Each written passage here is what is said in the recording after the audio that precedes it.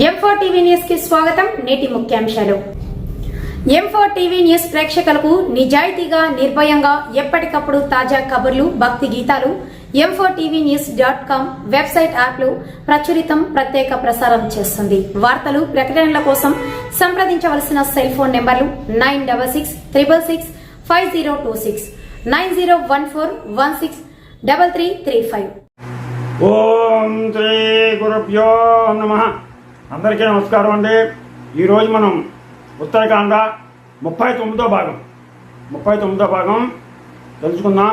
ముందుగా గణేశుడి ప్రార్థన. శుక్లాంబరధరం విష్ణుం శశివర్ణం చతుర్భుజం ప్రసన్నవదనం ఛాయే సర్వవిఘ్నోపశాంతయే. గురుబ్రహ్మా గురుర్విష్ణు గురుర్దేవో మహేశ్వరః గురు సాక్షాత్ పరబ్రహ్మ తస్మై శ్రీ గురవే నమః. శ్రీరామ జయ రామ జయ జయ రామ, శ్రీరామ జయ రామ జయ జయ జయ జయ రామ.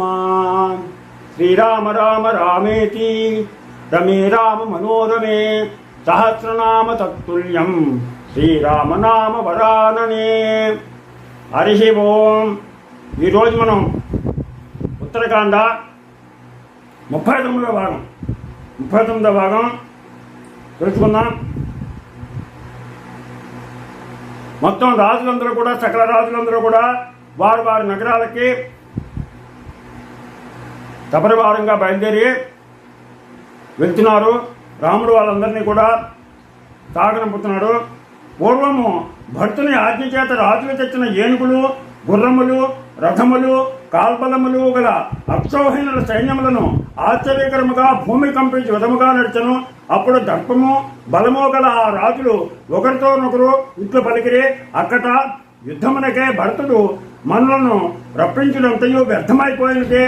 రావణుని యుద్ధమును చూడమైతిమి గల రాజపుత్రులే రాక్షసులను శీఘ్రముగా చంపివేసిరే.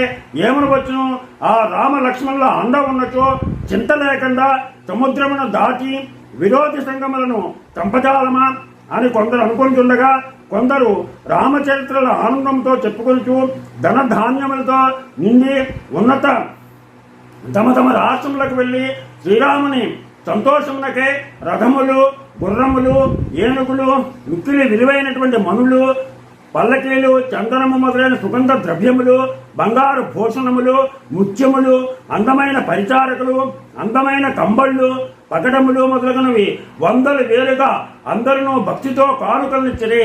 భరత లక్ష్మణ శత్రుఘ్నులు వారిని అన్నింటినీ తీసుకుని పురము చేరవచ్చి రామ భూపతికి వేర్వేరుగా విశుద్ధముగా చెప్పి ఇచ్చిరి. రాముడు అవి అన్నియు అనురాగముతో గ్రహించను.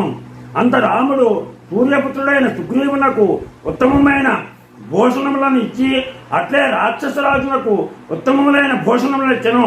ఆ విధముగానే వానరులకును రాక్షసులకును భూషణములను ఇయ్యగా అందరూ సంతోషముతో తలల యందును చేతుల యందును చాటులేని భక్తితో ధరించిరి. రామ భూపతి సంతోషముతో అంగద హనుమంతులను తన ఒడిలోనికి తీసుకుని సుగ్రీవునితో ఇట్లనెను, ఈ అంగదుడు నీ కుమారుడు, ఈ హనుమ నీకు మిత్రుడును మంత్రియు అగును. నాకు మేలైన ఆలోచనలను తెలిపి మేలు కోరుతుందరు. వీరిరువురును మంచి నడవడి కలవారు. వీరు నీ నిమిత్తముగా విశేషముగా పూజింపదగిన వారని చెప్పి తన శరీరముపై ఉన్న భూషణములను అన్నింటినీ రాముడు వారులకు అలంకరించను. వానరులందరూ మేలు మేలని పొగడిరి.